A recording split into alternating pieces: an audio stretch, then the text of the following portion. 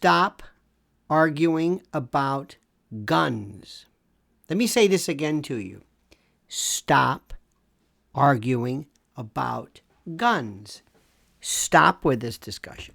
Stop talking about Audrey What's-Her-Face. Stop talking about whether a man is really a man if he says he's a man. And if I say I'm Cochise or Al Capone, and I think I'm Cochise or Al Capone, does that make me Al Capone or Cochise? Stop this. Why is this interesting to anybody? Stop talking to these people. This is the same stuff that has been argued every time there's been a shooting since day one. Why do you do this?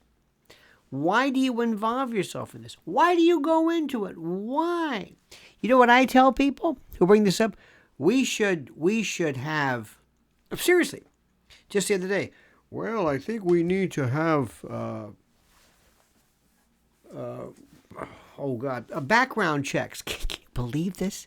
You think this nutcase is going to, murder statutes don't bother her, but she's going to, but I'm going to abide by, background checks and, bump stocks, this magazine capacity and safe storage. That'll do it. See, the problem with this was safe storage. So what I do is, and you should do this as well, what I do is I always, whenever they say, well, I think I should. No, we should just ban them. We should go house to house. I don't think anybody should have any gun. What do you need a gun for? When was the last time you needed a gun? When? Tell me. You don't need a gun at all. You don't need a gun. Go door to door. And people should, maybe volunteers, maybe citizens can do this and say, as of today, we're going to repeal the Second Amendment. We're going to only go back to flintlocks, or that which was the original intent using the Scalia argument, and ban them and confiscate all of them. That's what we should do. Every single one. Forget this. Now, it's absurd.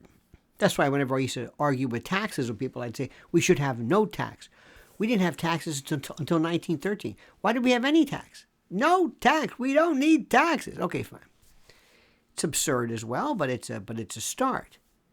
Don't bother with this. I was listening to people. I don't want to mention their names, but some of these Hollywood types. Do they give them a script? Okay, you're gonna tweet this. What? This is crazy. But you're in the left, the radical left, the Hollywood left. You say stuff like this. You say things when you have. I know one guy.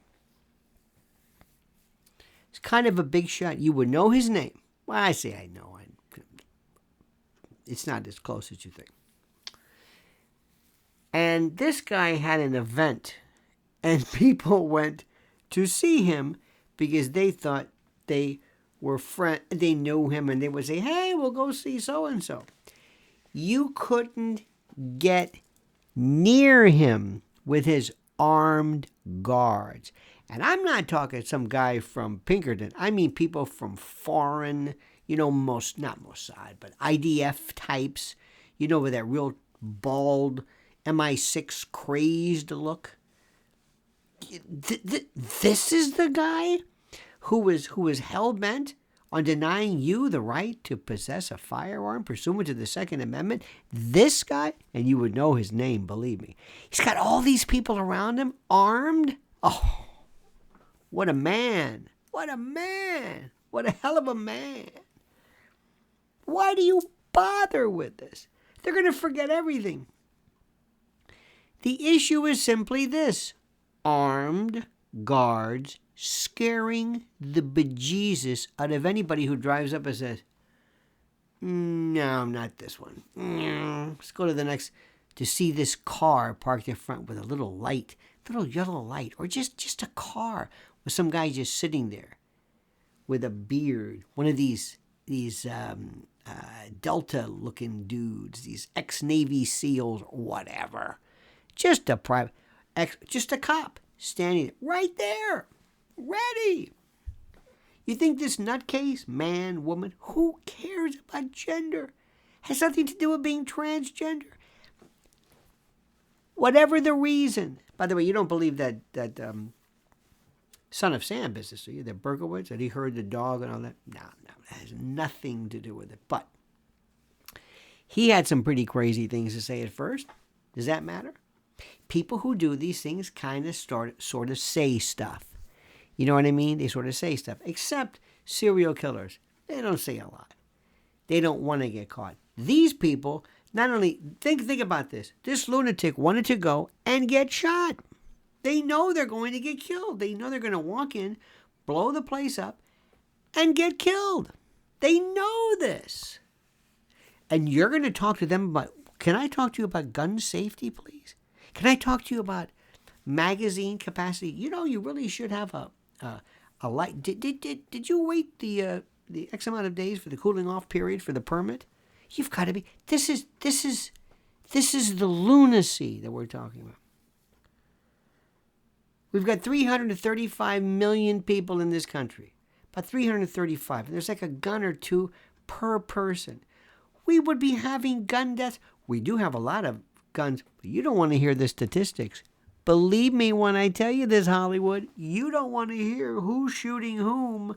You don't. You don't want to hear this. This destroys the narrative. Doesn't it? Oh, you betcha. So do yourself a favor. Do me a favor. Stop this discussion.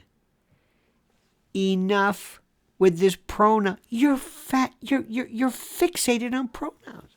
You keep at, and I love these people, friends of mine online, very smart people. So if a man was born a man and then changes, oh God, why are you doing this? Why are you doing this to me? Why are you saying this? Is this the part that gets you? Meanwhile, do you know what stories we are not covering? Oh my God. Oh my God. You have no idea. No idea the stories. But by the way, not only stories that are not being covered, but that I think the public wouldn't understand. I have been in the business, so to speak, this 35 years since my first gig ever in talk radio, when it was fun, and from Florida, not Florida, Florida, where we had Chapter 790, we had the Jack Hagler Self-Defense Act, we had carry permits before anybody. I'm from Florida. We had carry permits. Everybody. I mean, everybody. It was so funny one time. I was at a radio station. I was at WFLA in Tampa. And I remember one day where a bunch of the hosts were talking. And one guy was there. I think he's our good friend, who since passed away, but he said, "What?" I said, "Well, what do you carry?" He said, "Oh, he had a Dan Wesson." And, "Oh, that's pretty. That's 357. And the person we were talking to, he had a briefcase. He goes, "Well, this is what I've got." And I had a Beretta 380, which I always carried. I like that one. And I had a Colt Pocket Light 380, kind of as a backup, real light. It's only good for up close. It's very light aluminum. Very, very, we're all permitted. All of us had legal permits. The general manager of the station at the time walks in. He goes, "Hey guys, what are you talking about?" And we're like this, you know. we're looking at Maggie. He goes, "Do you?" So the next day we had a memo. "Please, no guns." I saved it one time. I said, "No guns. No, please check your guns." Nobody came to our station. Nobody ever. We had crazy people who would.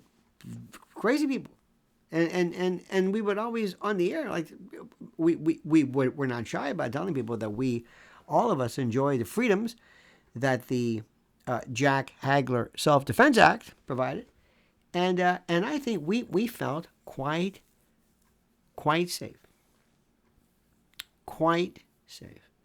I've always been very, very comfortable with guns. Now, let me tell you a couple of ideas so that we don't forget. Anybody who suggests to you that teachers should be armed, no. No. Mrs. Lancaster, freeze. No. There was another butte too, I heard. Oh, God. I think that was one. Oh, there was another one too. Open carry? No. No. No. No. No. No. No. No. No. No. No. This is when I say, all right, that's enough. That's enough. So for the time being, listen to me carefully. Stop arguing with these lunatics regarding gun rights and gun possession and guns, assault weapons. Just do yourself a favor. Do like I do. Say, I'm with you. They should ban them and confiscate them and go door to door. Want to go with me? Let's go to people's houses and take their guns. What do you say? All right, my friends. Have a great and a glorious day. But first, subscribe to the channel, like the video, and also make sure you're notified of new videos in the life by hitting the bell or whatever the hell it is. And whatever you do, please, I beg you below to comment as you see fit.